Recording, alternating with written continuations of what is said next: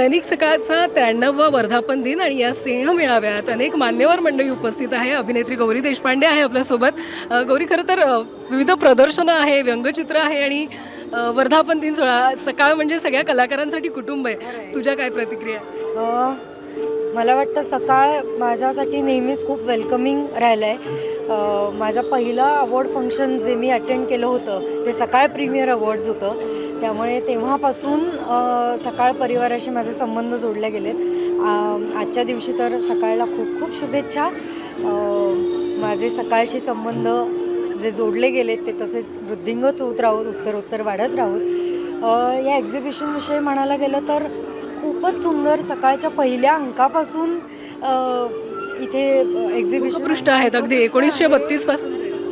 म्हणजे माझ्या जन्माच्या कितीतरी आधीपासूनच्या बातम्या, त्या घटना, त्या कशा प्रकारे लिहिल्या जात होत्या ते मला बघायला मिळालं आहे. सगळ्यात इंटरेस्टिंग गोष्ट मला वाटली की त्यावेळच्या ॲडव्हर्टाइजमेंट्स ज्या होत्या, काय प्रोडक्ट्स होते, काय नावं होती, कशा पद्धतीने त्या ॲडव्हर्टाइजमेंट्स लिहिल्या गेल्या आहेत, हे खूपच इंटरेस्टिंग आहे बघणं.